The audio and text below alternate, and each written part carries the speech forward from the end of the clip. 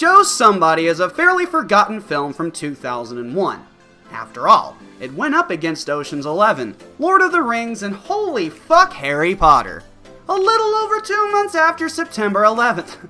I'm not sure how many people would have been down to watch a film revolving around mental health, bullying, and standing up for oneself right after the biggest tragedy to hit our shores. I mean, that's a tall order to fill.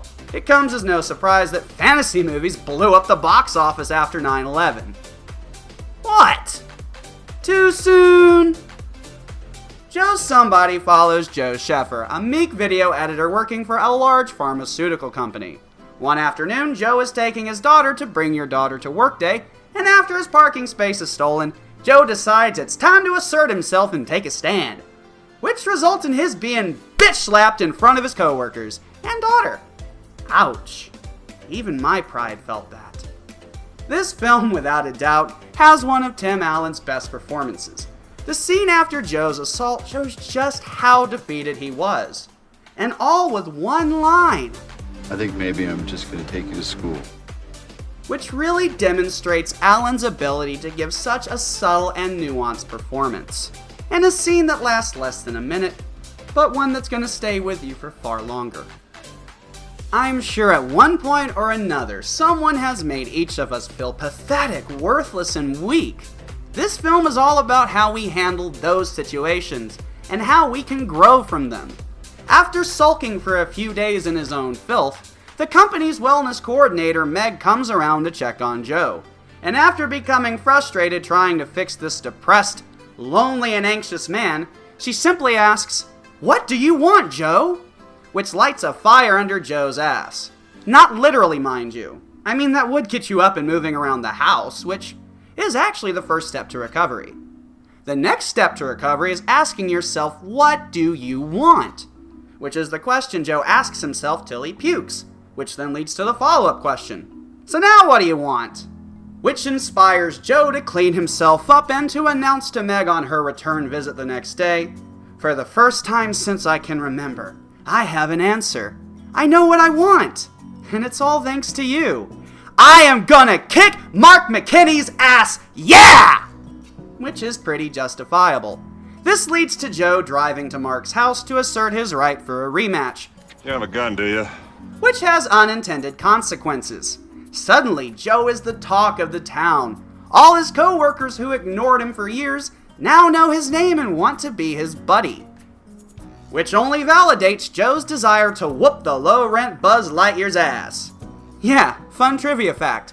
Patrick Warburton, who plays Mark McKinney, is also the voice actor used when Disney doesn't feel the need to pay Tim Allen's higher fees.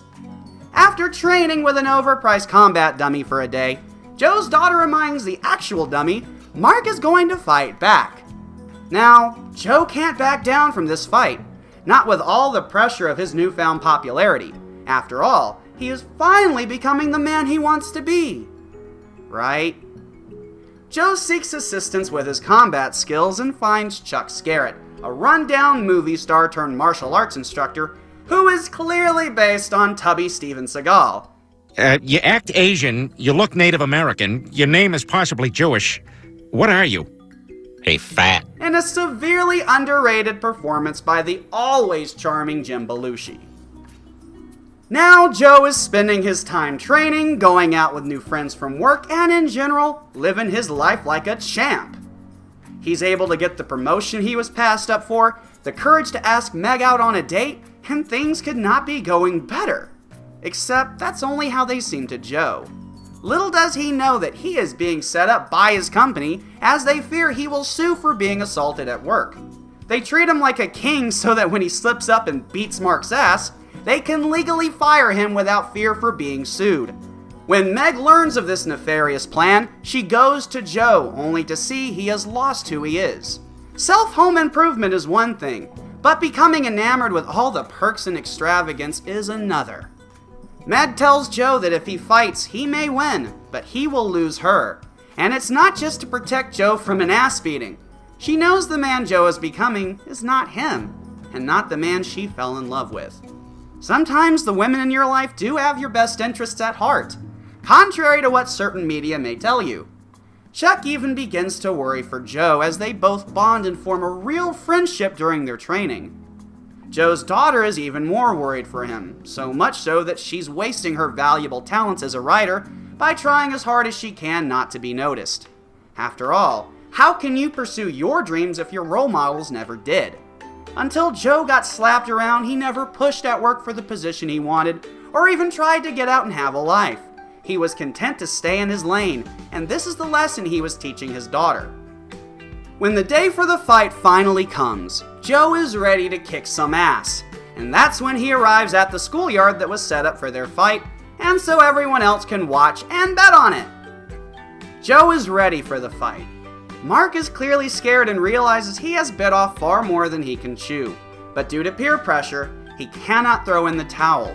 He's too scared to fight, and too scared to back down, which is a real pickle, and not the kind you want to be tickled with.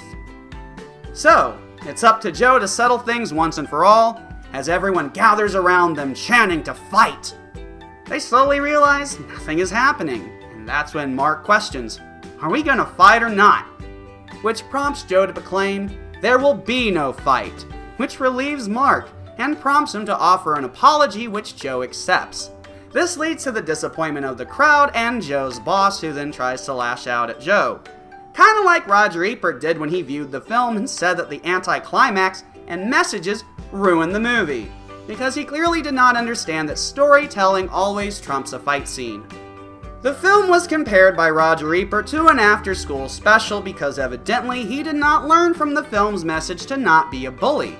Everything does not have to be dour and serious. You can make a sweet, kind-hearted film that is packed with great humor and wonderful characters to carry a message that may not mean something to everyone, but that in no way diminishes the important story this film is trying to tell.